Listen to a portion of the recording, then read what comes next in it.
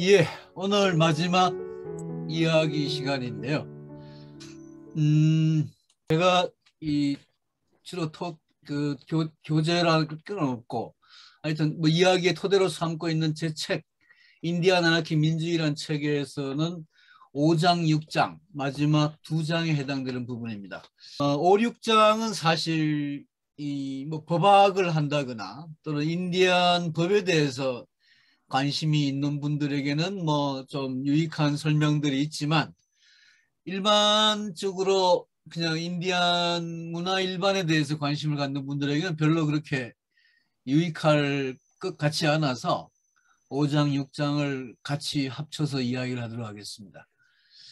이 뭐 법이라는 게 사실 뭐 이 책을 원래 쓰게 된 동기도 이 뭐 제가 법대에 있는 법학을 하는 사람이었기 때문에 이 법학 쪽에 관심을 가지고 이제 인디안 법에 이제 주로 설명을 중점적으로 했는데, 이번 강의는 뭐 여러분들에게 전혀 그런 의미의 강의가 아니기 때문에 이 법에 관련된 5, 6장, 특히 이제 인디안 법이 현대 미국 법에 어떻게 영향을 미쳤느냐 하는 그 내용이기 때문에 인디안 법의 내용도 설명이 쉽지 않지만, 그러나 미국 법에 대해서 여러분들에게 상세히 설명드릴 필요가 없을 것 같아서 오늘은 대충 간단하게 좀 설명을 드리고,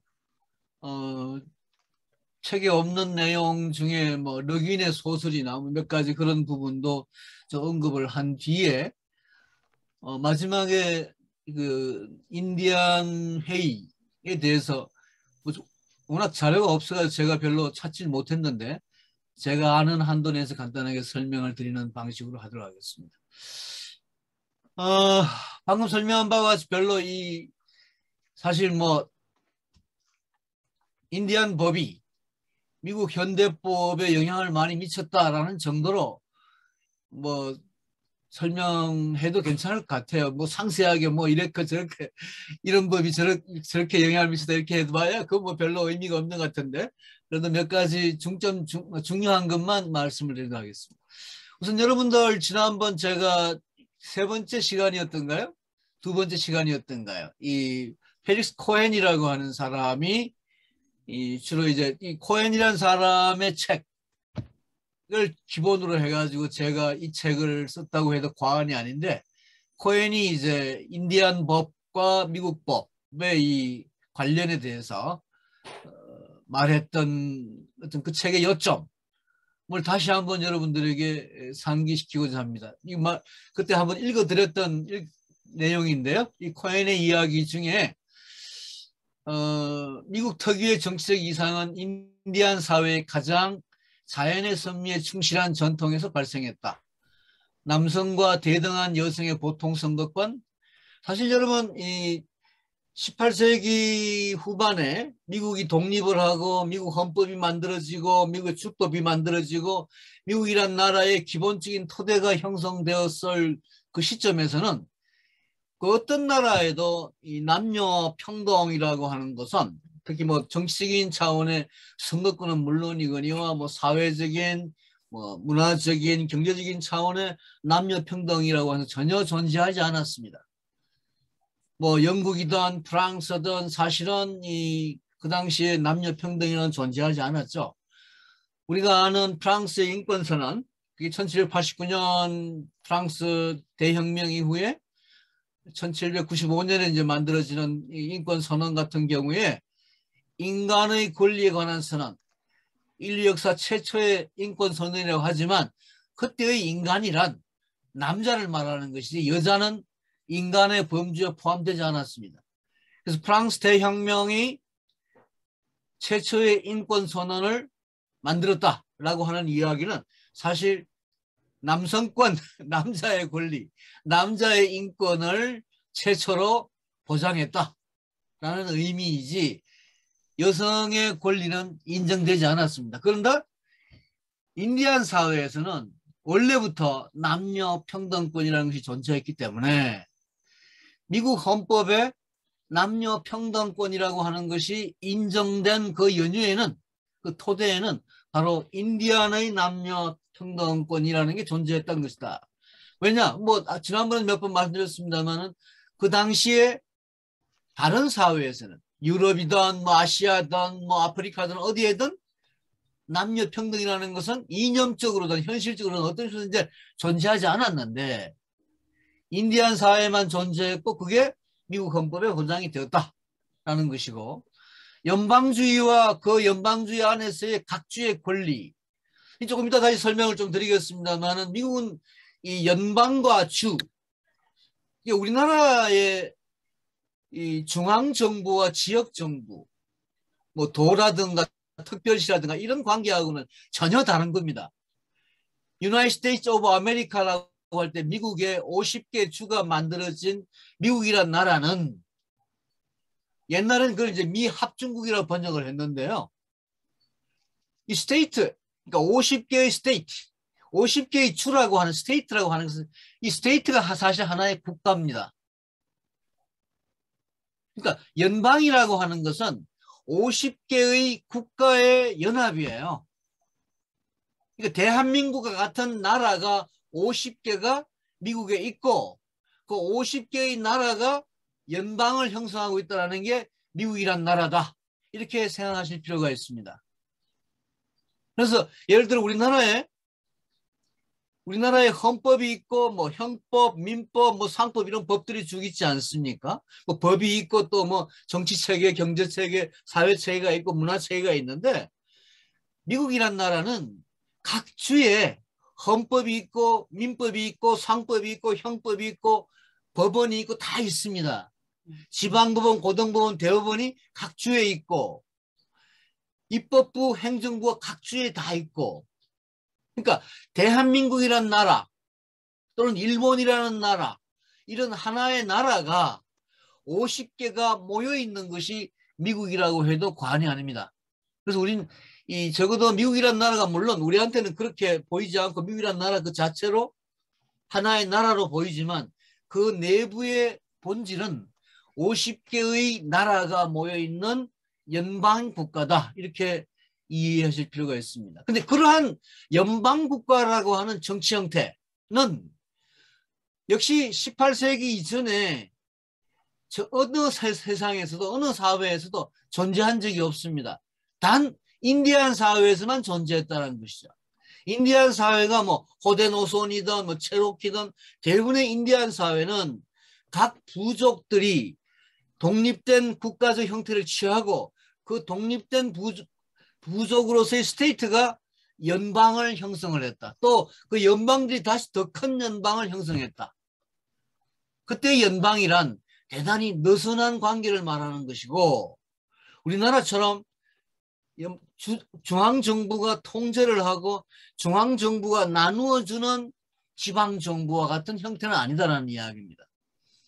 여러분 대구나 경상북도가 독자적인 헌법, 독자적인 민법, 독자적인 행정법, 상법, 독자적인 형법, 독자적인 행정부, 입법부, 사법부, 독자적인 예산을 가지고 있다고 우리가 생각을 해본다면 그런 형태가 바로 미국 같은 것인데 실제로 우리나라의 지방자치라고 하는 거는 그런 식의 독립된 어떤 그야말로 지방자치, 지방 단위의 자치와는 거의 무관합니다. 사실은 우리나라에서 말하는 지방자치는 간단하게 말하면 중앙정부에 종속된 거나 마찬가지예요. 지방이 실제로 자치를 한다고 볼 수가 없죠. 그래서 이 연방과 주의 관계, 근데 사실은 우리가 주라고 미국의 스테이트를 주라고 번역하지만 실제로는 국가다, 하나의 국가다. 국가로서의 독립성을 다 갖추고 있는 것이다 라고 말씀드릴 수가 있습니다. 그런데 그러한 연방 형태의 국가 조직도 18세기 후반에 미국 헌법이 만들어지기 전에는 인디안 사회에서만 존재했던 것이지 다른 사회는 존재하지 않았다. 중국도 여러분, 중국이 그 당시 뭐 18세기 같으면 청나라인데 중국 청나라도 이른바 미국식의 연방사회가 아니었습니다. 연방국가가 아니었습니다. 일종의 중앙 집권 국가였죠. 한국처럼. 그다음에 사회 지도층은 사회 구성원들의 주인이 아니라 심부름꾼이라는 인식. 그러니까 지도자라고 하는 개념이 지금 우리가 말하는 어떤 뭐 강력한 리더라는 식의 어떤 정치적 리더라는 식의 개념으로 존재하지 않았다. 지도자라고 하는 것은 그냥 한갓 심부름꾼 정도의 기능을 갖는 것에 불과했다. 그래서 그러한 인디안식 심부름꾼 지도자라고 하는 개념이 오늘날 말하는 이른바 간디식의 무슨 서번트 리더십, 소위 하인 리더십이라고 불리워지는 내용인데 아무튼 그것은 인디안 사회에서 비롯된 것이다라고 할 수가 있습니다. 그리고 공동체는 사람들의 다양성과 그들의 꿈의 다양성을 존중해야 한다는 의식. 이 모든 미국 정신은 사실상 서양인 콜럼버스가 남의 땅을 신들에게 부르며 쳐들어오기 이전에 인디안들이 그들의 땅에서 영위해왔던 삶의 방식이었다. 이 코헨 이야기인데 제 얘기가 아니고요.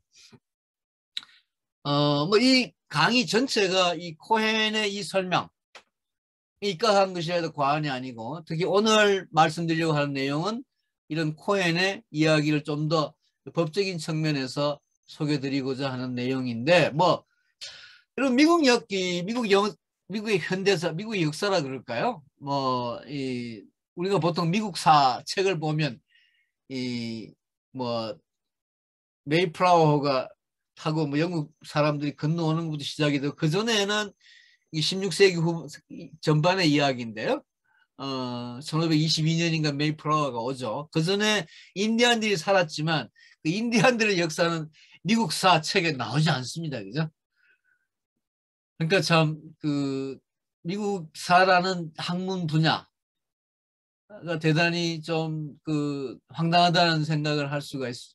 최근에 이제 나오는 책들 중에는 미국사에 예를 들어 뭐 하워드 진 책 같은 걸 보게 되면 인디안의 역사에서 조금 언급을 하긴 합니다. 그래도 역시 아직까지 간단한 언급 정도에 불과합니다. 마치 여러분 우리가 이 세계사라고 하는 것을 세계사 책이라고 하는 것을 아마 여러분들이 중고등학교 시절이나 대학에서 뭐 사학과를 다니지 않으신 분들도 교양 과목으로 배우셨을 텐데 이 세계사 책을 보면 예를 들어 뭐 인류의 4대 문명이 처음에 나오지만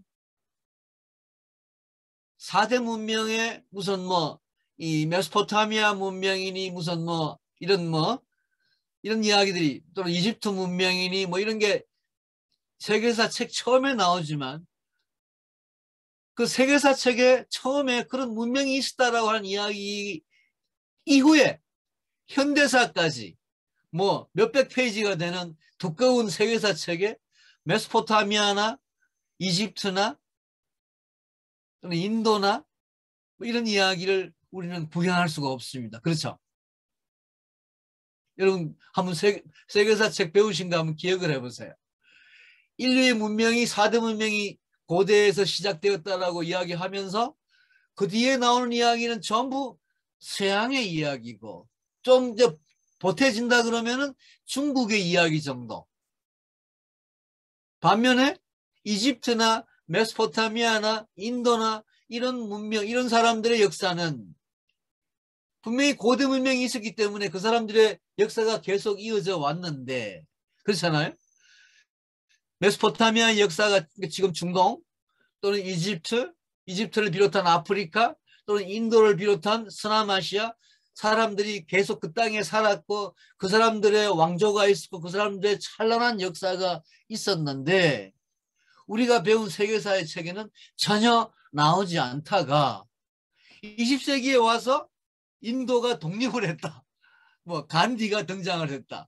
또는 뭐 이집트 이야기가 무슨 뭐 스웨즈 운하 뭐 스웨즈 운하 이야기 때문에 뭐 어떤 이야기 뭐 이런 식으로 세계사라고 하는 것도 사실 굉장히 공백 기간이 길고 간단히 말씀드리자면 무슨 서양 중심이 되고 있다는 이야기죠. 그러니까 서양사라고 해야 되는데 그걸 세계사라고 이야기하니 참 잘못되었다는 생각을 하지 않을 수가 없는데 미국 역사도 마찬가지입니다. 어쨌든 우리가 오늘 이야기하려고 하는 것은 미국의 현대사, 특히 미국 헌법이 이제 성립이 되고 미국의 현대 법 체계가 만들어지는 과정에서 그 전의 인디안법이 어떻게 영향을 미치느냐 하는 이야기인데 1776년 7월 4일 독립을 선언합니다. 그죠? 이 독립선언일이 미국의 제일 큰 명절이죠. 7월 4일. 7월 4일이라는 영화도 있습니다. 그죠? 7월 4일생이라는 영화. 처음에 이제 13개 주가, 주로 동부에 13개 주가, 이때 13개 주가 다 스테이트로서 존재했습니다. 다 국가로서의 독립성을 가진 스테이트로. 이게 이제 연방의 형태를 취하는 게 United States of America. 그러니까 United States라고 하는 것은 국가연합이라는 의미, 연방이라는 의미인데 그것은 아까 말씀드린 바와 같이 지방자치 뭐 이런 게 전혀 아니다. 독립된 국가들의 연합이다. 이렇게 이해를 할 필요가 있겠습니다. 그런데 이 주의 권한과 연방의 권한에 관한 이 논쟁은 이 미국의 역사 시작될 때부터 시작해서 지금까지 계속 끊임없이 이게 문제가 되고 있습니다. 주의 권한과 연방의 권한. 그러니까 연방의 권한을 강화하려고 하는 어떤 입장이 있고 주의 권한을 강화하려고 하는 입장이 있고 여러 가지 이런 입장의 차이에 의해서 미국의 어떤 정치 체제나 군사 체계, 경제 체계가 굉장히 좀 변동을 하게 되는데 이 주와 연방의 관계는 미국에서도 굉장히 복잡한 문제를 일으키고 역사적인 어떤 흐름에 따라서 굉장히 좀 복잡하게 전개가 되는데 오늘 뭐 그 얘기까지는 할 필요가 없겠습니다. 아무튼 연방주의라고 하는 미국 독특한 어떤 정치 체계, 조직 체계는 호데노소니를 비롯해서 인디안 연방사회의 어떤 자치 구조에 영향을 받았다. 사실 이 호데노소니가 이제 호데노소니를 비롯한 인디안 부족들이 미국의 어떤 그 주들하고 이제 교습을 뭐 여러 가지 정치적, 경제적인 뭐 사회적인 교습을 하게 되는데 초기에는 이런 교습이 좀 평화롭게 이루어졌습니다. 근데 호데노소니나 이런 인디안 부족들이 13개 주하고 이 개별로 13개 주의 민법, 형법, 상법 이런 게 다 다르니까 13개 주의 교습이 불편해서 연방을 제의했다. 그러니까 미국 너희들도 13개 주가 독특한 그런 정치, 경제, 사회, 문화 체계를 가지고 있는 너희들 주하고 교습하기가 불편하니까 하나로 연방이라고 하나의 조직을 만들어서 우리하고 교습을 했으면 좋겠다라는 식의 요구를 했다라는 거죠, 인디안들이. 자, 그러한 어떤 연방주의의 어떤 필요성이 이제 상호 관계에 생기게 되는데 주로 이 연방주의 관계의 어떤 조직, 정치 조직의 형성에 중요한 주도적인 역할을 한 사람이 벤자민 프랭클린이라는 사람입니다. 이 미국의 이 사람 벤자민 프랭클린은 뭐 여러분 아시다시피 뭐 지뢰침입니까?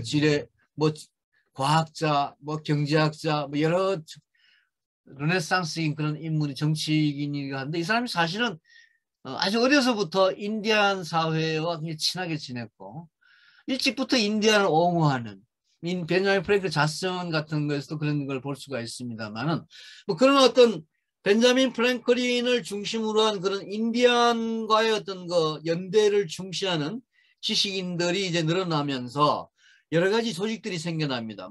올바니 회의, 타마니 협회 이런 게 생겨나고 이런 사람들을 중심으로 해가지고 1773년에 미국 독립에 아주 결정적인 계기가 되는 소위 보스턴 차 사건이 생기는데요.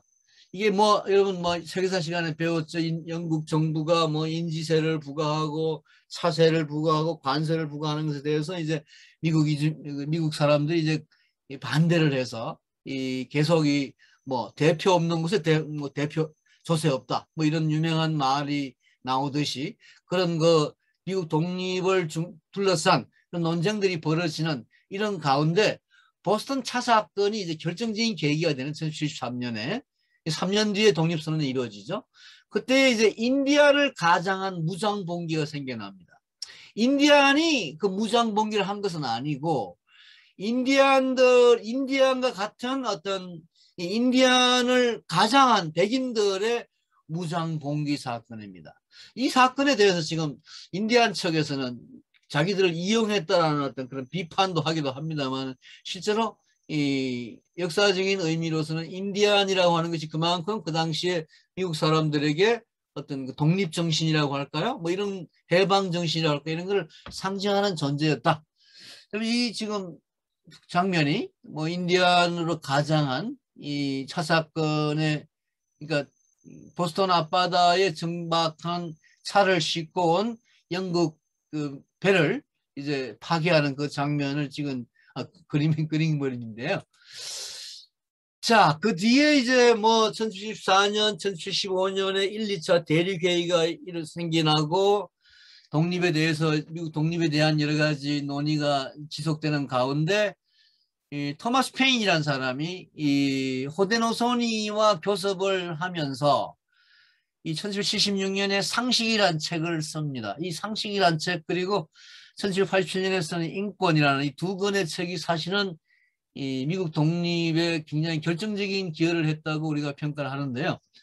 근데 반면에 이 초대 대통령이던 조지 워싱턴은 인디안에 대해서 대단히 어떤 적대적인 사람이어서 인디안들은 이 워싱턴을 이 전원의 파괴자 이렇게 별명을 지었을 정도입니다.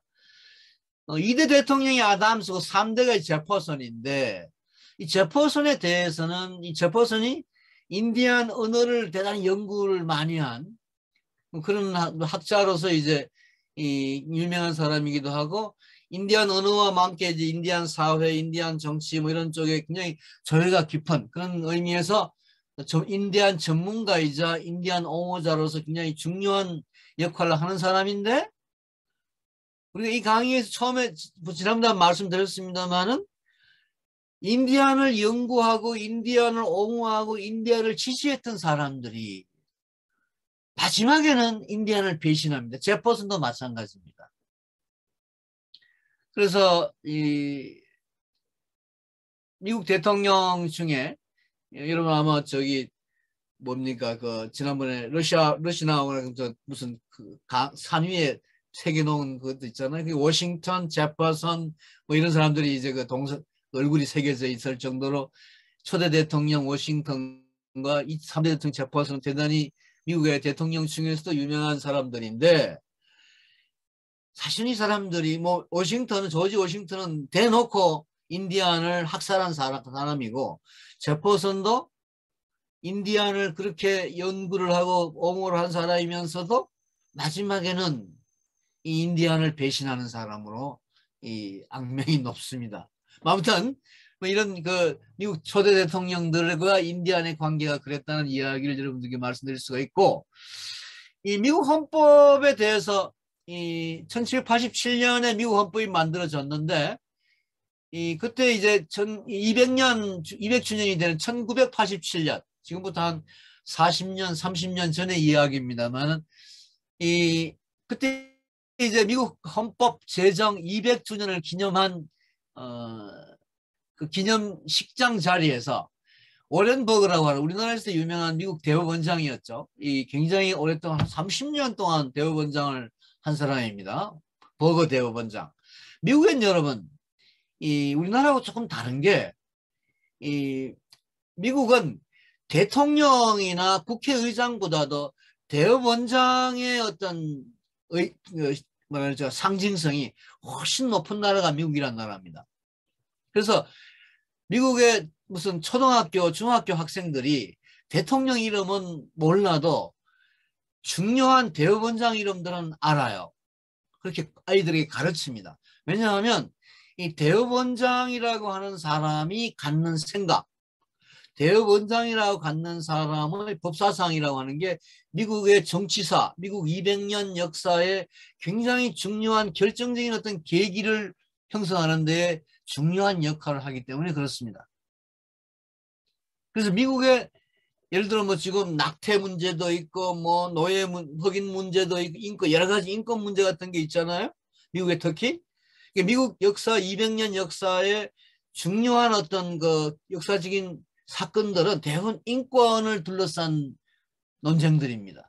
그 인권에 대한 보호의 방어막이라고 그럴까요? 최후의 보루로서의 미국 연방 대법원 하는 것이 미국 역사에서 굉장히 중요한 역할을 해요.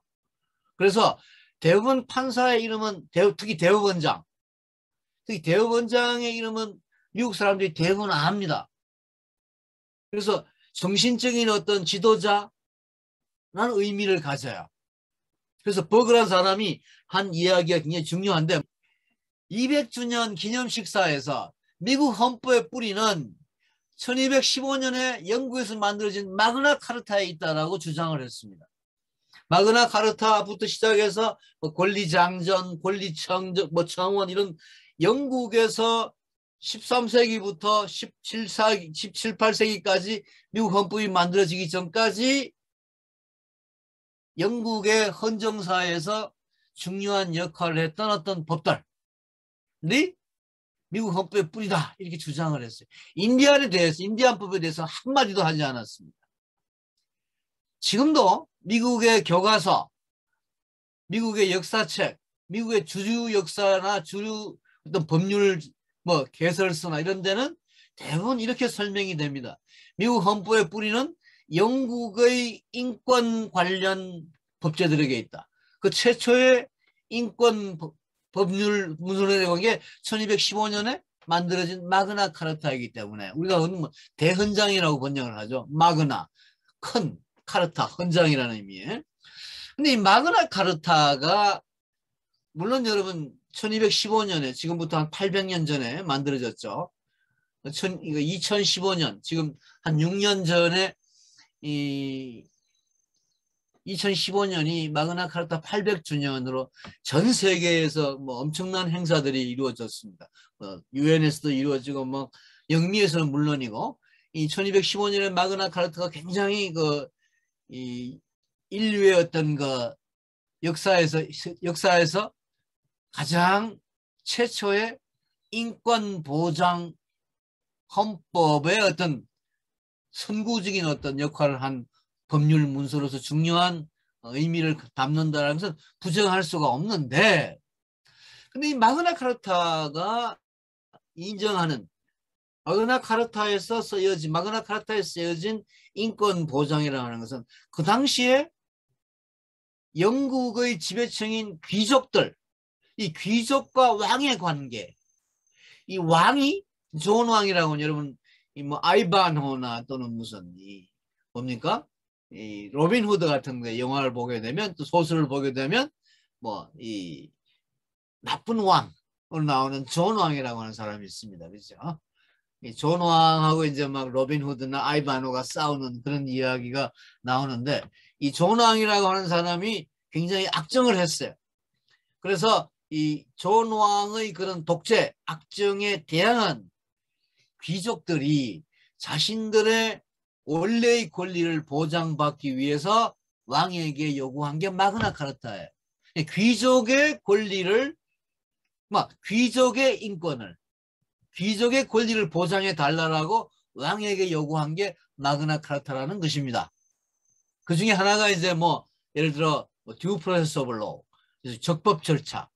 아무리 왕이지만 앞으로 어떤 정책을 실시하는 데 있어서 듀 프로세스, 적절한 절차, 적법 절차를 밟아라 라든가, 또는 동료에 의한 재판, 지금 우리가 말하는 배심 재판, 우리나라에도 이제 한 10여 년 전부터 이 노무현 시대의 말기에 이제 시민 참여 재판이라는 걸 하고 있죠. 시민 참여 재판, 우리나라에서 하고 있는 시민 참여 재판은 제가 알기로는 제가 시민 참여 재판에 대해서 이런 얘기하면 좀 그렇습니다만은 우리나라에서 처음으로 시민 참여 재판을 하자고 주장한 사람이 저고, 이 시민 참여 재판에 대한 최초의 책을 쓴 사람이 전데, 근데 제가 주장했던 시민 참여 재판과 지금 우리나라에서 행해지고 있는 시민 참여 재판은 전혀 관련이 없다고 해도 좋을 정도로 그냥 무늬만 시민 참여를 인정하는 재판에 불과한데, 아무튼 그 시민 참여 재판이라고 하는 게 최초로 인정되는 법률 문서가 1215년의 마그나 카르타입니다. 그런 점에서 굉장히 중요하죠. 근데 또 물론 그때 시민 참여 재판이 이 배심제 재판이라고 하는 것이 마그나 카르타에 인정되죠. 그것도 왕이 임명하는 법관이 아니라 귀족들의 동료, 그러니까 귀족들의 동료가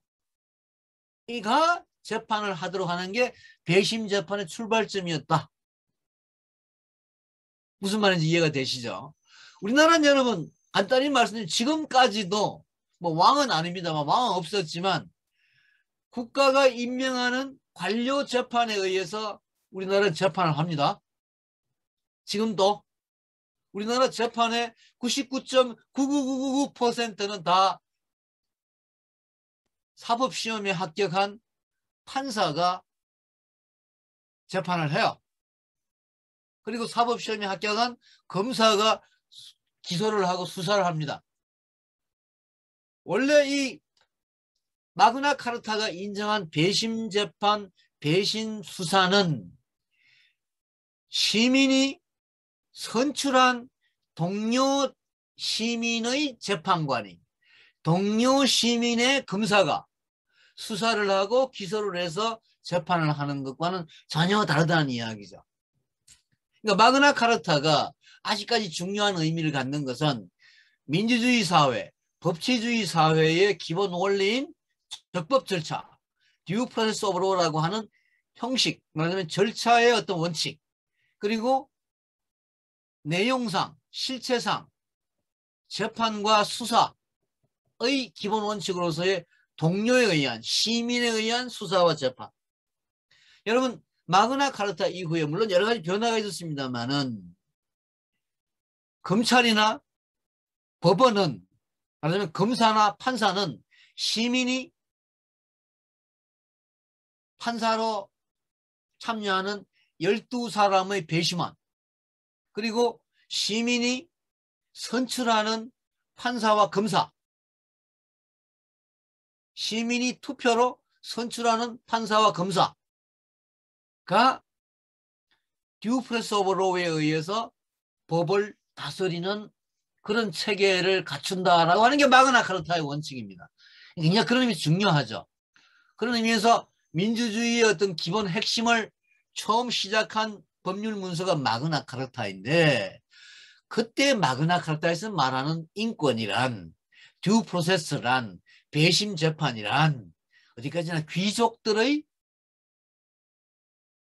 보호를 위한 듀 프로세스, 적법 절차, 그리고 귀족들로 이루어진 배심원 재판, 귀족들로 이루어진 검찰, 이런 것을 의미했다라고 말씀드릴 수가 있습니다. 제가 여러분 이 법대 교수가 되고 난 뒤에 한 80년, 제가 81년부터 법대 교수를 시작을 했습니다만, 그 뒤에 끊임없이 주장한 게, 물론 노동법에 대해서도 뭐 여러 가지 주장을 했습니다만, 뭐 제가 주장한 노동법의 어떤 개혁, 그건 뭐 하나도 먹힌 게 없습니다. 지금까지. 이번 선거판을 보게 되면 진짜 이 유럽이나 영국에서는 한 18세기, 17세기, 19세기 정도의 어떤 노동법 수준을 얘기하는 사람들이 있어요. 뭐 유럽에는 뭐 우리나라처럼 이런 고용이 굉장히 엄격하지 않다. 유럽에는 고용이 얼마나 유연한지 모른다. 한국처럼 해고하기가 이렇게 어려운 나라는 세상에 없다. 뭐 이런 헛소리를 하는 후보들이 지금 대한민국에 존재하는데, 제가 보기엔 이 사람들이 17세기나 18세기 사람들 같아요. 뭐 오늘 그 얘기를 하자면 뭐 길어지니까 그만하겠습니다만, 그보다도 더 중요하게 제가 지난 한 3, 40년 동안 주장한 것 중에 하나가 방금 말씀드린 시민참여재판으로서의 배심제, 그리고 판사와 검사의 선출제였습니다. 제가 3, 40년 전부터 주장을 했는데 아직까지 뭐 판사, 검사 선출제, 경찰서장 선출제, 이런 거는 우리가 생각도 못하고 있습니다. 뭐 여러분 아시다시피 미국이라는 나라를 비롯해서 많은 나라에서는 판검사나 법원장이나 검사장이나 또는 뭐 소방서장이나 경찰서장이나 이런 사람들을 다 시민들이 선출을 한다라고 하는 것은 우리가 알고 있습니다. 제 생각에는요, 물론 우리나라에 지금 선거가 뭐 대통령 선거도 뭐 전두환 시대에 무슨 뭐 체육관 선거 이런 식으로 해먹다가 또는 뭐 박정희 시대에 와가지고 뭐 유신헌법에 와가지고 역시 마찬가지로 그런 식으로 간접 선거를 하다가 1987년에 와서야 겨우 우리나라가 대통령 직선제라는 걸 했습니다. 그리고 그 얼마 뒤에 지방의회, 의회 단체장과 지방의회 의원을 직접 선거하는 그걸 지방자치의 어떤 뭐 좀 민주화라는 차원에서 겨우 우리가 확보를 했는데 우리나라의 이 판검사 법조 조직은 너무너무 관료 조직화되어 있습니다. 그게 1215년에 영국의 민주주의의 최초의 출발이라고 하는 마그나 카르타에서 깨어져요. 그래서 민주주의가 배심 재판, 시민에 의한 재판을 말합니다. 옛날에 제가 민변하고 이제 같으면서 사법계에 관련돼서 불려가면 이 사람들도 배심 재판에 대해서 반대를 해요. 그러니까 우리나라 변호사들, 판검사들 무슨 사법연수원에 가서 제가 강의를 하고 뭐 했습니다만은 우리나라 판검사, 변호사들, 이 법조인들이 제가 생각하기에는 대한민국에서 가장 보수적인 사람들이에요. 그 민변조차도 이런 어떤 시민재판의 문제라든가 또는 법원장이나 검찰총장을 직선하는 이런 문제에 대해서는 굉장히 보수적이고 반대하는 입장을 취했습니다. 옛날에 제 경험으로는. 요새는 좀 달라졌을지 모르겠습니다만. 아무튼 그런 게 마그나 카르타라는 이야기를 여러분들에게 말씀드리는데 이 마그나 카르타가 미국 헌법에 여러 가지 영향을 준 거는 부정할 수는 없어요. 여러분 미국 헌법에도 분명히 배심 재판 제도가 미국 헌법의 가장 중요한 원리 하나로 인정이 됩니다. 그리고 듀 프로세스 오브 로라고 하는 적법 절차 조항도 있어요. 그러나 그것은 사법 절차의 어떤 중요한 원칙이라고 볼 수가 있는 것이지 헌법에 우리가 헌법이라고 상상하면 여러분 뭡니까?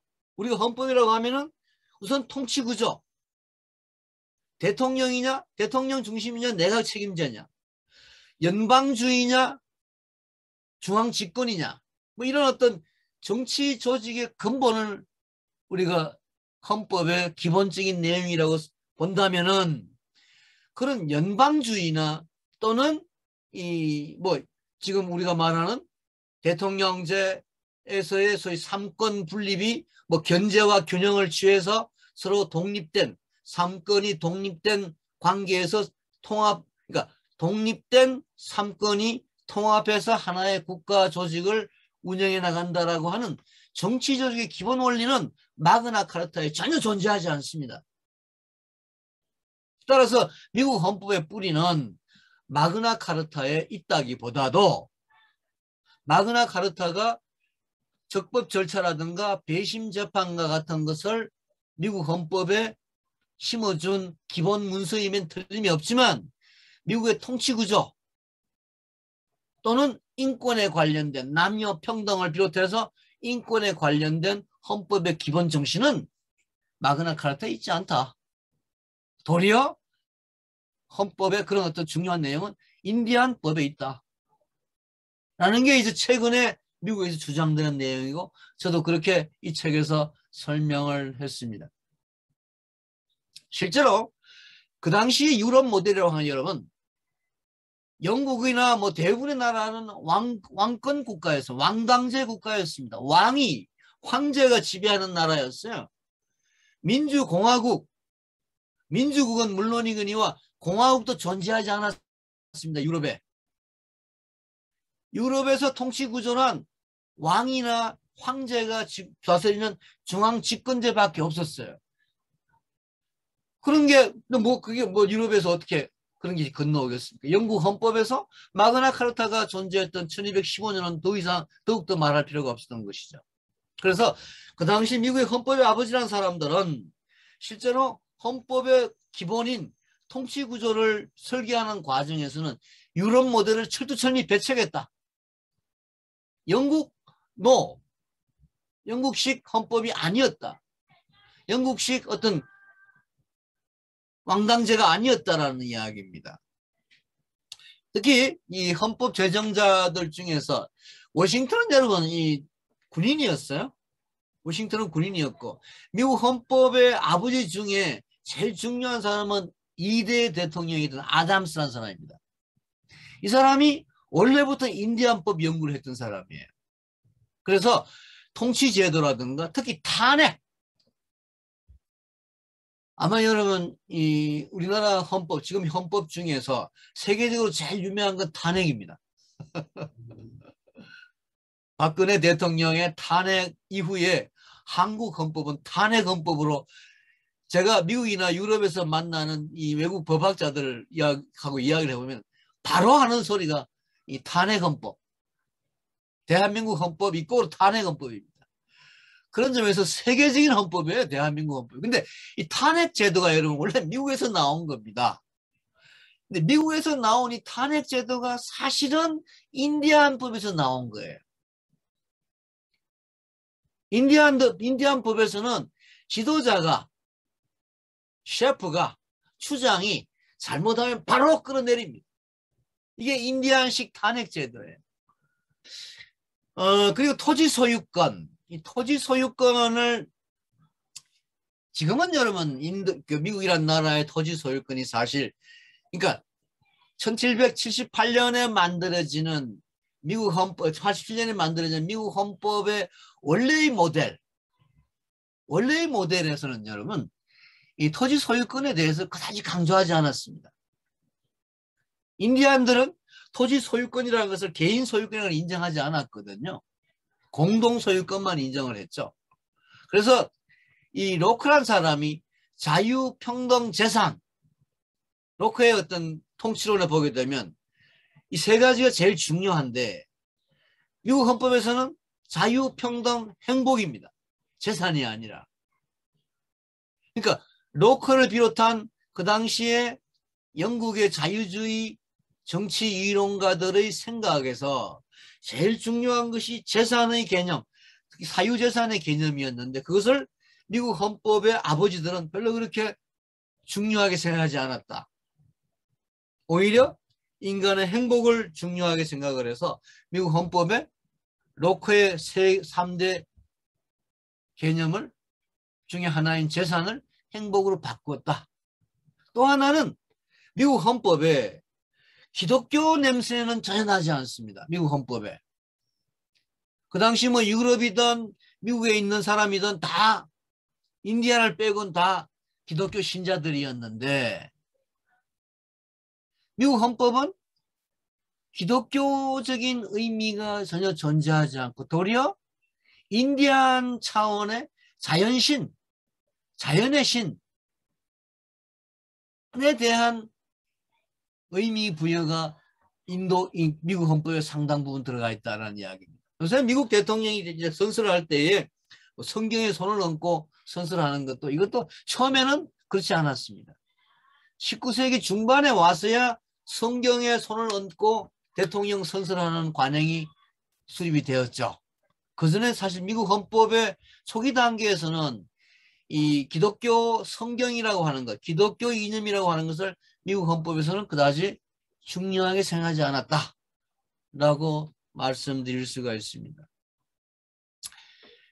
근데 뭐 여전히 그 당시에도 특히 미국 남부에서는 이 그리스주의, 그리스 로마를 모방하려는 그런 어떤 이 유럽의 어떤 전통 사상을 그리스 로마 사상, 그리스 로마 문화에 대한 동경이 강해서 미국 의회 건물을 비롯해서 대부분 이 서양의 이 그리스 로마식의 어떤 원주식 그런 건물들이 많이 존재하고 있습니다. 토마스 제퍼인이라는 사람이 여기 지금 보이는데요. 제가 이 사람이 쓴 상식과 인권이라는 책, 이 두 권을 번역을 했습니다. 우리나라에서 처음으로 번역을 했다고 해도 과언이 아닌데 옛날에 부분적으로 번역이 되긴 했습니다만 완역을 한 것은 제가 처음이 아닌가 싶습니다. 우리나라에 이 토마스 페인이라는 사람이 그다지 사상가로서 중요하지 않아요.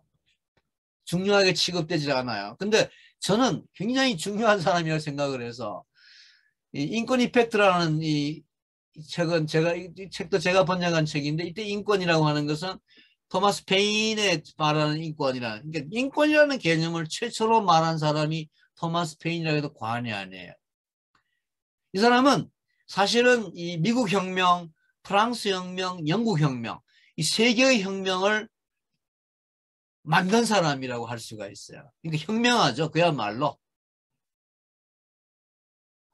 아주 가난한 집안에서 태어난 영국에서 가난한 집안에서 태어나가지고 미국에 건너옵니다. 미국 이주민을 와가지고 뭐 거의 공부한 것도 별로 없었어요. 와서 이제 뭐 소위 인쇄공으로서 독서를 하면서 이제 뭐 인쇄공 그 활자 주조를 하면서 공부를 해요. 독학을 해요. 그래서 이 책을 쓴 게 상식이란 책입니다. 이 상식이란 책이 처음에 썼는데 이 책에서 이제 이 토마스 페인이 쓴 책이 아주 중요한 그 미국 독립에 독려한 역할을 했어요. 그리고 이제 인권이라는 책을 쓰고 자, 이 토마스 페인에 이어서 그다음에 이제 프랭클린에 대해서 아까 말씀을 드렸는데 프랭클린이 호데노소니 제도를 채택하자 주장을 했다. 양원제라고 하는 것은 사실은 인디안 건 아닙니다. 원래 이 벤자민 프랭클린은 인디안식의 일원제, 단원제, 우리나라처럼 국회를 일원제로 하자라고 주장을 했는데 이 영국 헌법의 영향을 받아서 양원제가 되었다. 그러니까 인디안식으로 하자라고 주장한 내용 중에 인디안식으로 하자는 내용 중에 채택 안 된 것도 많다. 미국 공무원들에게 급료 주지 말자. 이것도 채택이 안 되었습니다.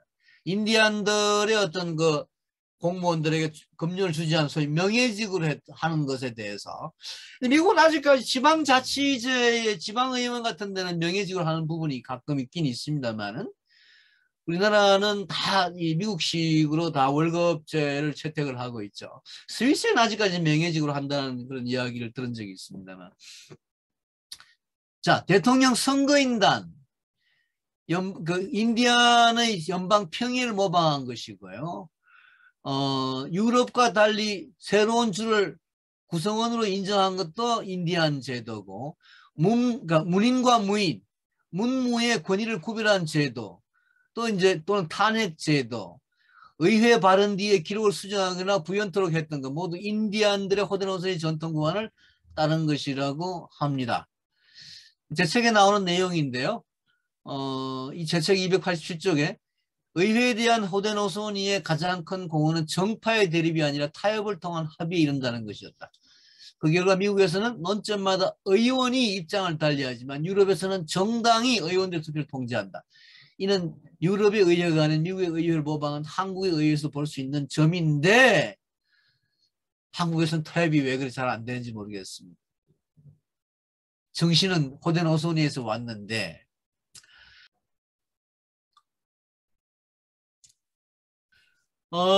마지막 6장에 관련된 내용인데요. 뭐 대충 이야기는 앞에서 했던 내용들입니다. 뭐 체로키의 눈물이라고 하는 것은 인디안 500여 민족 중에 최대 민족 2000년 통계로 73만 명이었는데요.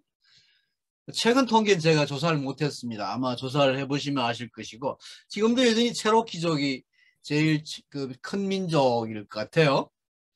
근데 이 체로키족을 포함해서 이 가장 큰 5개 5개 회민족? 이 뭐야? 이 이 5개의 민족을 이제 뭐 어떻게 통제하는 이원회가 1893년에 만들어집니다. 이 도스란 사람이 이제 그 이원회의 위원장으로 활동을 하면서 이 도스법이라는 걸 만드는데 이 도스법이 인디안의 개인 소유권을 인정하고 우리가 이 강의에 처음에 말씀드린 기숙학교 제도를 이제 인디안 애들에게 강제를 하고 또 선교사 교육을 강제를 했습니다. 그리고 인디안 종교를 금지하고 기독교를 강요하는 이런 그 법이 1893년에 만들어지는 이 도수법에 의해 가지고 5개 민족, 5개 대민족, 5개 민족을 대형 민족이죠. 그리고 난 뒤에 이 체로키족은 이제 자기들 나름으로 헌법을 만드는데 이 도수법에 의해 가지고 체로키 정부, 체로키가 헌법도 있었고 정부도 있었는데 1914년에 그 정부 해체가 되고 1934년에 인디안 재편법에 의해 가지고 역시 여러 가지 또 변화가 있게 됩니다. 특히 인디안 강제 이동을 실시하게 된 1830년 법에 의해 가지고 뭐 이런 인디안들에 대한 어떤 처우, 인디안들에 대한 여러 가지 법들이 이제 만들어지는 과정. 상세한 내용은 여러분 제가 쓴 책을 참조하시도록 하고, 그러는 가운데 이제 한편으로 이 인디안에 대한 연구가 이루어지는데 그 중에 제일 중요한 사람이 헨리 모건이라는 사람입니다. 우리가 이 마르크스주의, 저는 이 마르크스주의든 또는 뭐 에콜로지든 페미니즘이든 이런 게 다 인디안 사회를 공부한 서양인들에 의해서 생긴 것이 아니냐라고 전 스스로 생각을 해요. 이 헨리 모건이 19세기에 이제 호데노소니 연맹 같은 책, 호데노소니 사회를 연구를 해서 인류의 가족 형태, 그리고 고대 사회, 이 Ancient Society라고 하는 유명한 책을 씁니다. 마르크스가 이 고대 사회라는 책을 읽고 공산주의 사상을 생각했다. 헨리 모건이 호데노소니 인디안 사회의 연구를 통해서 고대 사회가 이러했을 것이다, 공산주의 사회였을 것이다 라는 책을 냈습니다. 그것을 마르크스가 읽고 공산당 선언을 썼다. 근데 마르크스가 공산당 선언에서 이 원시 공산사회 이후의 역사를 계급투쟁사라고 한 것은 인디안 역사를 잘못 해석한 것이다 라고 볼 수가 있다. 인디안 사회는 계급투쟁의 사회가 아니었기 때문에. 이제 서양 사회의 이야기겠죠. 뭐 그걸 어떻게 잘못 봤던 거냐, 또는 서양 사회의 어떤 인디안 사회와 다른 서양 사회의 어떤 측면을 본 것이냐 하는 것은 또 논쟁의 여지가 있나. 아무튼 고대 사회, 헨리 모건이 호데노소니 인디안 연맹을 연구를 통해서 고대 사회라는 책을 썼고, 그 고대 사회라는 책을 읽고 마르크스가 공산주의 사상을 머릿속에 그렸다 라고 저는 말씀드릴 수 있다고 생각합니다.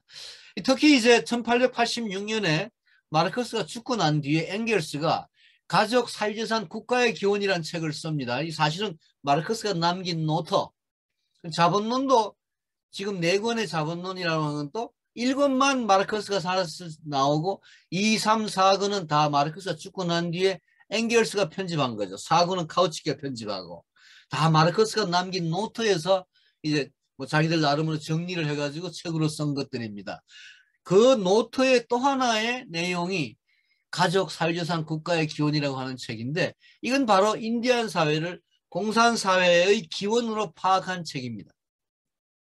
엥겔스의 책이.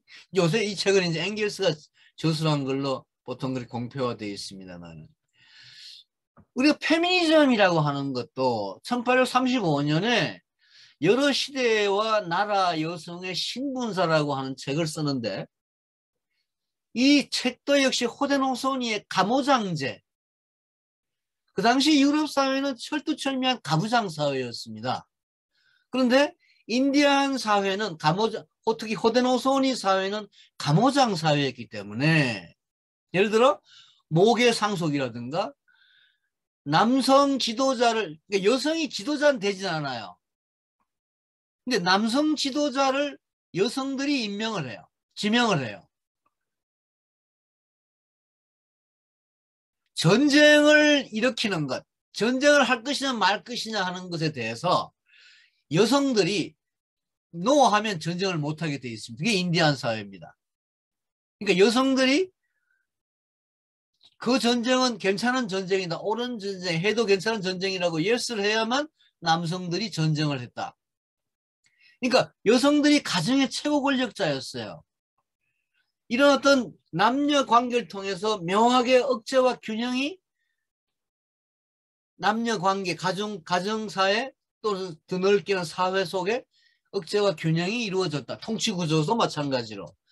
이거를 이제 인디안 사회의 어떤 모계성이라고 보통 얘기를 합니다. 근데 사실 여러분 생각해 보면 여러분들 여기 오늘 제 강의를 들으시는 분들은 모르겠습니다만은 저희 아버지는 철두철미 가부장적인 분이었기 때문에 근데 저는 그 아버지의 가부장에 막 너무 질린 탓인지 저는 결혼하고 난 뒤에 지금까지 철두철미 모계 사회에 산 사람입니다. 이 마지막 인디언이라는 책입니다. 디오더 크로브라는 사람이 쓴 책인데 이 사람이 이씨입니다. 이씨라는 사람이 1511년에 이렇게 발견이 되었다 그럴까요? 그러니까 인디안 1860년대 골드러시 당시 백인들에게 멸종할 줄 알았던 야히족, 나중에 야나족으로 밝혀진 생존자였습니다. 이 사람이 48년 동안 이 산속에 곰언신체에 숨어 살다가 부모 형제와 같은 방식으로 죽기 위해 백인의 목장을 찾아옵니다. 이것도 참 희한하죠. 학살의 시기가 지났기 때문에 살해가 되지 않고 인류학 박물관의 수의로 일하며 살았습니다.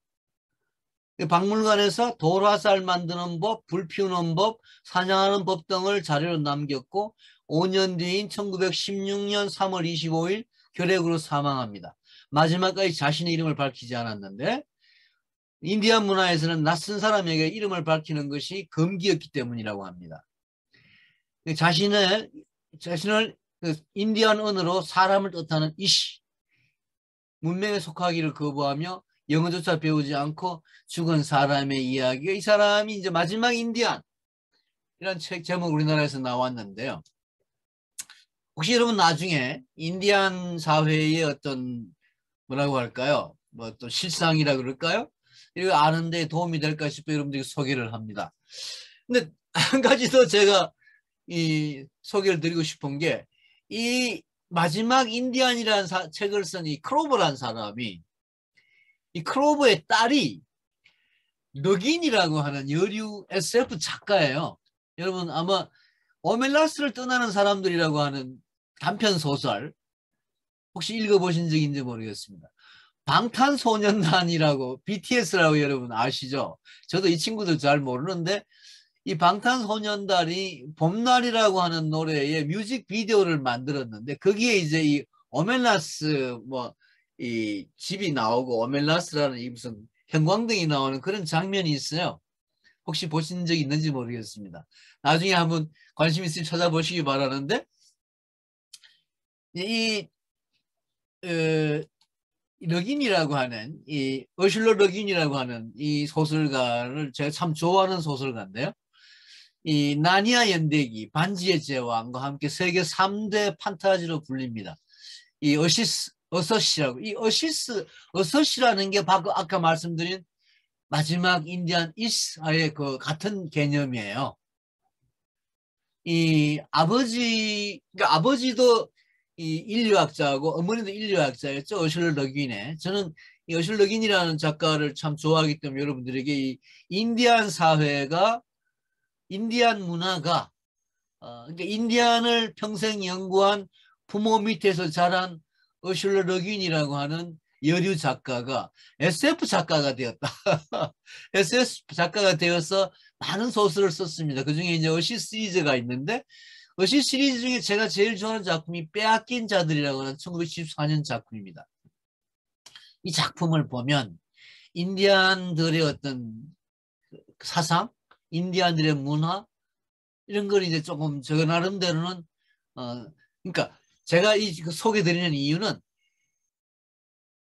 인디안 문화, 인디안 사상이 지금은 거의 뭐 다 없어졌다시피 했지만 그게 현대문화, 현대문학, 현대소설에 가장 잘 반영된 하나의 그 상징적인 작품, 상징적인 작가가 이 어슐 러긴이 아닐까라는 이유에서 제가 여러분들에게 소개를 드립니다. 많은 작품들이 있는데요. 다 소개 드리려면 뭐 시간이 없고 하기 때문에 그중에 제가 제일 좋아하는 1914년에 빼앗긴 자들이라고 하는 작품, 이 작품인데요. 자, 이 오멜라스를 떠나는 사람들의 이야기는 그렇지만 오멜라스 소개부터 할까요? 오멜라스는 이상적 유토피아적인 도시입니다. 이 도시에는 죄 없이 갇힌 채 믿을 수 없이 불행하게 살아야 하는 어린아이가 있습니다. 누구라도 이 어린아이를 돕거나 불행해서 건져낸다면 도시의 행복은 끝장납니다. 그 오멜라스의 주민은 인생에 한 번은 그 진실과 마주해야 됩니다. 주민들 대부분 이를 받아들이고 삶으로 돌아간다. 뭐 이런 좀 이야기인데요. 그보다 좀 더 구체적으로 볼 수 있는 작품이 1914년에 빼앗긴 자들이라고 하는 작품인데, 여기에 이제 우라스와 아나레스라고 하는 두 쌍둥이 행성이 나옵니다. 우라스는 소유주의, 아나레스는 공동체주의. 그러니까 우라스는 자본주의자, 캐피탈리스트, 아나레스는 아나키스트 사회, 뭐 이렇게 볼 수가 있습니다. 자, 이 두 사회, 두 행성을 한 명의 아나키스트, 그러니까 아나레스 출신의 쉐빅이라고 하는 사람이 오가면서 두 세계의 소통을 고민하는 이야기가 이 빼앗긴 자들이라는 작품의 주제입니다. 쉐빅이 말합니다. 그들이 그토록 메스껍고 두렵다면 어떻게 유지할 수가 있는가? 소유주의 사회에 대해서. 아나레스인 쉐백은 우라스에 존재한 남녀차별에 당황을 하죠. 이 아나키즘 사회는 남녀차별이 존재하지 않으니까. 왜 지도자는 남자뿐인가? 왜 남자와 여자 일은 나뉘어지는가? 왜 개인의 성향과 성별로 일을 나누는가? 이게 이제 자본주의 사회에 대한 이 아나키스트들의 의문점인 거죠. 반면 우라스는 아나레스를 이해하지 못합니다. 어떻게 모두가 같은 대우를 받는가? 어떻게 이득이 없다면 무슨 동기로 일을 하는가? 여기에 대해서 쉐백은 반문합니다. 어떻게 누구는 힘든 일을 하고 그렇지 않은 사람은 더 적게 벌 수 있는가? 아나키스트인 쉐백의 눈에 두 세계는 어느 한쪽이 절대 정의나 절대악이 아니며 기준이나 표본이 아니며 각자의 한계와 장점을 갖고 있다. 책 말미에 쉐백은 언서블이라고 하는 동시통신을 만들어 두 세계의 소통을 이룬다. 뭐 이런 내용인데 좀 SF 소설 치고는 무슨 영웅이 나오는 것도 아니고 무슨 막 싸우는이 나오는 것도 아니고 이 어슐러 러긴의 SF 소설은 굉장히 좀 철학적인 내용이고 이 어슐러 러긴이 기본적으로 제가 이해하기로는 아나키스트입니다. 현대문학 작품 중에서 아나키즘을 가장 잘 보여주는 작가가 어슐러 러긴이고 그 어슐러 러긴의 아나키즘 사상은 바로 아버지, 어머니 두 사람 다 인디안을 연구한 인류학자들이었다. 라는 점에서 뭔가 이 아슐 러긴의 문학 세계와 인디안 세계를 저 나름으로는 연관을 지어봅니다. 자, 아무튼 그 뒤로 이제 1차 대전 때의 미국 인디안이 그때 미국 인디안은 1차 대전에 참전 못하도록 법이 정해져 있었는데 인디안 한 10,000명이 자원해서 전쟁에 나갑니다. 그걸 기특하게 생각한 탓인지 1924년에 처음으로 인디안들에게 미국 시민권이 부여됩니다. 물론 자발적으로 받은 사람도 있고 받지 않은 사람도 있었죠. 그 뒤에 2차 대전 때는 정식으로 인디안들이 참전을 하고 노동을 제공을 합니다. 사실 여러분 이 영국의 소수민족 또는 아일랜드 또는 인도도 마찬가지지만 이 식민지 사람들이 처음에 독립을 하기 위해서 제국에게 나름으로 봉사를 스스로 그렇게 합니다. 간디가 보호전쟁이라든가 1차 세계대전이라든가 이런 데에 막 인도 군인들을 인도 젊은이들을 끌고 가서 영국을 위해서 전쟁을 하죠. 대부분의 식민지에서는 또는 인디안들은 자신들의 어떤 지위를 인정받는 계기가 제국의 전쟁에 총바지로 나가서 희생을 당하는 것이 자신들의 민족적 정체성을 인정받고 자신들의 정치적 사회적 지위를 고양시킬 수 있는 그 유일한 계기라고 생각한 것 같습니다. 인도를 봐도 그렇고 아일랜드를 봐도 그렇고 아프리카 식민지를 봐도 그렇고 인디안을 봐도 그렇고 실제로 1차 세계대전, 2차 세계대전에 참전을 함으로써 인디안들의 사회적인 지위가 조금씩 올라갔습니다. 더 이상 무시할 수 없게 된 거예요. 우리도 같이 죽었다. 우리도 미국을 위해 싸웠다. 라고 인디안들이 주장을 하니까 인디안들의 독립운동이나 인권운동도 무시할 수 없게 되었다라는 게 슬픈 인디안들의 역사이고 대부분의 식민지가 아시아, 아프리카, 남아메리카 대부분의 식민지에 보게 되면 그런 역사가 있습니다. 간디가 보호전쟁에 막 들어가가지고 인도 군인들을, 인도 젊은이들을 끌어가지고 간호병으로 참전을 합니다. 그런데 간디가 그런 이야기를 합니다. 우리가 영국을 위해 싸워줘야 영국이 우리를 인정해준다. 1차 세계대전 때도 간디가 돌아다니면서 영국군을 위해서 우리 인도 젊은이들이여 나가자, 나가 싸우자 이렇게 종군을 종용을 합니다. 그런데 간디 나름으로는 보호전쟁이나 영국의 식민지 전쟁 또는 1차 세계대전에 나가 싸웠기 때문에 인도의 독립을 조금이라도 이제 처음으로 인정받게 되었다라고 간디는 생각을 했던 것 같아요. 간디를 비롯한 영국, 그러니까 인도의 독립운동가들이. 2차 세계대전은 참전하지 않습니다. 간디가. 1차 세계대전 때 인도군이 참전하면 영국이 인도를 독립시켜 주겠다라고 약속을 했는데 인도 군인들이 한 50만, 60만 명이 죽었지만 2차 세계대전에 참전을 해서 영국은 독립을 시켜주지 않고 결국 이제 거짓말을 한 셈이죠. 그때서야 간디가 좋다. 너희들아 더 이상 믿을 수 없다. 더 이상 우리가 지금까지 그렇게 많은 희생을 했는데 너희는 끝까지 우리를 배신했다. 퀴트 인디아.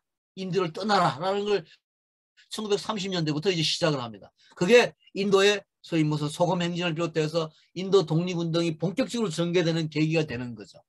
1차 세계대전 이후에 간디가 계속 영국 사람들에게, 영국인들에게 그렇게 얘기를 하죠.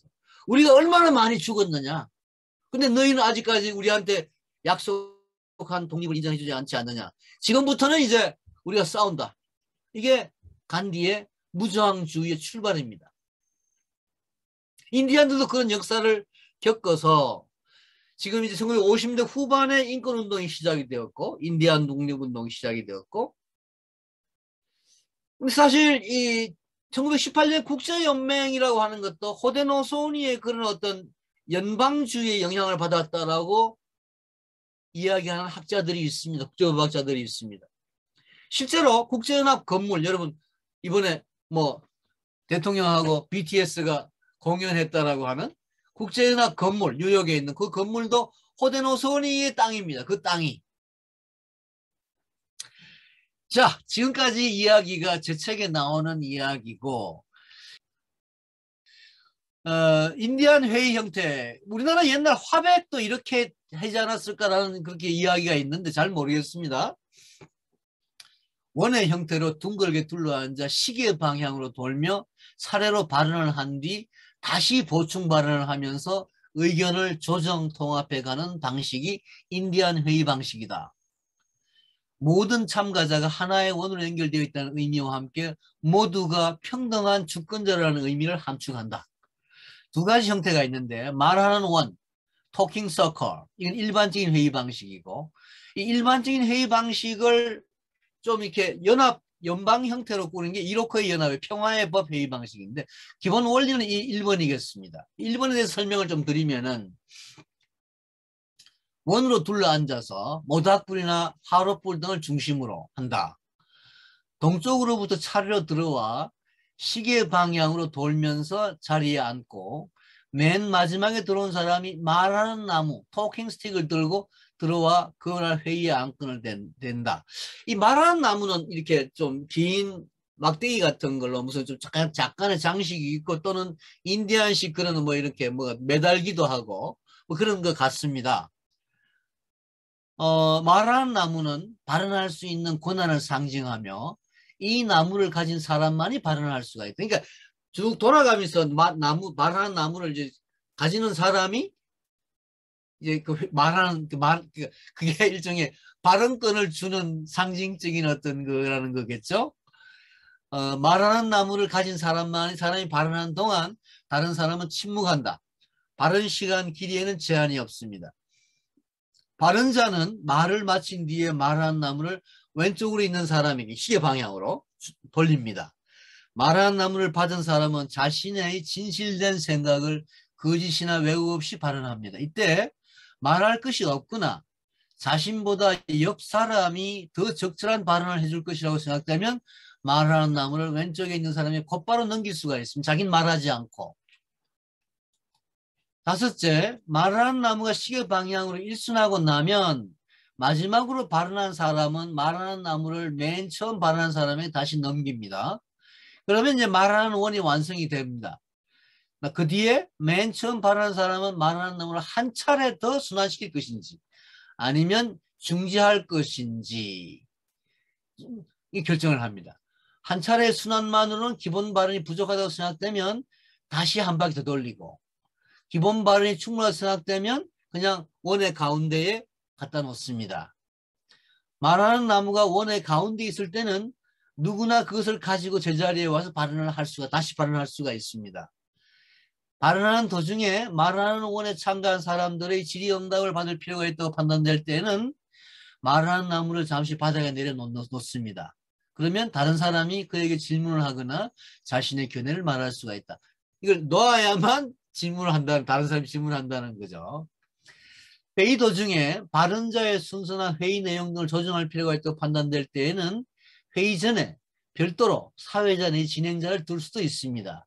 그러나 보통은 처음에 말하는 나무를 가지고 들어온 사람이 마지막으로 회의 내용을 마무리하고 별도로 사회자가 있을 때는 시작과 마무리를 사회자가 하는데 대체로 기본적으로는 사회자 없이 그냥 모두 다가 참여하는 형태로 이루어진다는 것이겠습니다. 참가자들의 생명의 숨결을 바침으로써 위대한 신령께 감사드림과 함께 오직 진실만을 말하겠다는 약속의 의미를 담고 있다. 참가자가 하나의 원으로 연결되는 형제요 가족이라는 뜻이라고 합니다. 아주 기본적인 유의사항은 정직하게 가슴으로 말을 해야 하고 말할 때는 간략하고 짧게 하며 다른 사람이 말할 때는 귀를 열고 경청을 해야 한다. 이로크의 연합의 부족 어머니 오드리 셰난도가 1990년에 러시아 모스크바에 생한 연설의 일부에 이런 이야기를 합니다. 우리 민족은 지금 열리고 있는 이 회의와 같은 방식으로 모임을 시작하지 않습니다. 그러니까 러시아 회의를 이제 조금 자기들 회의와 비교하는 거죠. 반드시 참석한 모든 분들에게 먼저 일일이 인사를 드립니다. 그런 다음 공경의 마음을 전하고 감사의 말씀을 드린 뒤에야 이와 같은 모임을 시작합니다. 그리고 나서 모든 생명을 키워주시는 어머니 대지께 감사의 말씀을 드립니다. 우리는 마음을 하나로 모아 어머니 대지의 가슴에서 자라는 가장 키 작은 풀들을 생각합니다.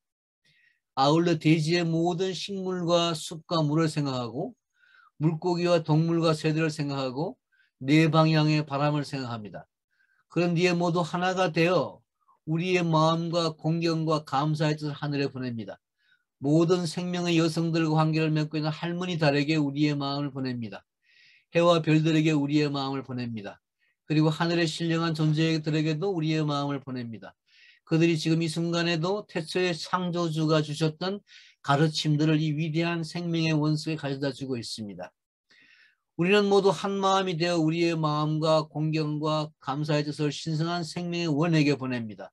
인간이 우리는 늘 겸손해야 합니다. 그리고 매일 자유롭게 사용하는 물질을 포함한 그 모든 선물에 감사드려야 합니다. 이게 이제 회의를 맞는 그 태도고, 회의를 이제 묘사한 글이 있어서 소개를 하겠습니다. 말하는 사람들이 인디안 방식으로 둥글게 둘러앉을 수 있도록 14개의 의자가 놓여졌다. 다만 동쪽에는 의자가 놓여지지 않았는데 원의 동쪽을 열어두기 위함이었다. 참가자 중 한 사람이 위대한 신령에 기도함으로써 우리의 대화는 시작되었고 동쪽의 남쪽에 앉는 사람으로 시작되었다. 대화는 말할 수 있는 특권을 가진 독수리 깃털을 가진 사람이 왼쪽에 있는 사람에게 넘김으로써 시계 방향으로 진행되었다. 오직 독수리 깃털을 가진 사람만이 말할 수 있었다. 말하는 사람은 그가 원하는 만큼 자유롭게 말할 수 있었다. 시간은 충분했다. 다른 사람들은 그의 말할 권리를 존중했으며 아무도 끼어들지 않았다. 말하는 사람이 말을 끝내면 깃털은 왼쪽에 있는 사람에게 넘겨졌고 그렇게 해서 원이 완성된 뒤에는 말하는 사람이 누구든지 독수리 깃털을 요구할 수 있었다. 말하는 사람들은 동쪽 방향을 통해서 들어왔다. 그들은 의자를 놓인 대로 시계 방향으로 이동하며 원을 존중했다. 사람들은 한 시간씩 모두 의자에 앉았다. 한 사람씩 모두 의자에 앉았다. 마지막으로 커다란 독수리 깃털을 들고 들어온 사람은 돈 코이스였다. 난로 옆의 바닥에 있는 커다란 전복 조개 안에는 4가지 색깔, 붉은색, 검은색, 흰색, 노란색의 천이 펼쳐져 있었다. 돈 코이스는 마른 가지와 잎에 불을 붙였다. 시다와 쑥과 향초의 한가라운 향이 하늘을 향해 올라갔다. 돈 코이스가 말합니다. 좋은 아침입니다. 모이칸족의 말로 우리는 이렇게 인사합니다. 키나 몬타 시라마키아. 그 말은 창조주와 잘 지내십니까? 또는 그 영적으로 살고 있습니까? 라는 뜻이지요. 오늘 햇빛은 밝습니다. 우리들 여기 있는 분들과 여기 없는 분들은 모두 비추기에 충분할 만큼 우리가 모두 한자리에 모일 수 있게 해주신 창조주께 감사드립니다. 우리의 모든 민족을 위해 그리고 우리의 이 행성에 살고 있는 모든 사람들을 위해 기도드립니다.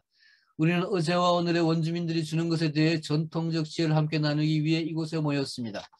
우리 모두 서로 균형과 조화 속에서 말하고 함께하기를, 그리고 우리의 삶과 일 속에서 균형을 찾기를, 그리고 지금 우리가 하려는 이 원주민들에게 도움이 되기를 바랍니다. 돈 코이스는 깃털을 로널드 웰즈에게 넘깁니다. 로널드 웰즈. 이 대화는 백인들 방식의 세미나가 아닙니다. 오히려 정확히 말하면 대화의 원이라고 말할 수 있습니다. 그 원 안에는 위대한 신령이 들어와 함께 하십니다. 그리고 그 속에서 원을 이루는 사람들은 모두 평등합니다. 그리고 어느 누구도 똑같지 않습니다. 그 속에서 말들은 가슴을 통해서 마음으로부터 옵니다.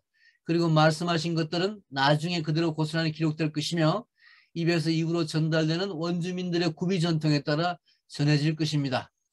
저 개인적으로는 이러한 인디안들의 지혜를 참고해서 우리가 좀 더 성숙한 회의 문화를 가질 수 있으면 좋겠고, 이 기록자가 쓴 건데요. 그래서 좀 더 살기 좋고 모두가 하나 되고 행복해질 수 있도록 말이죠. 끝입니다.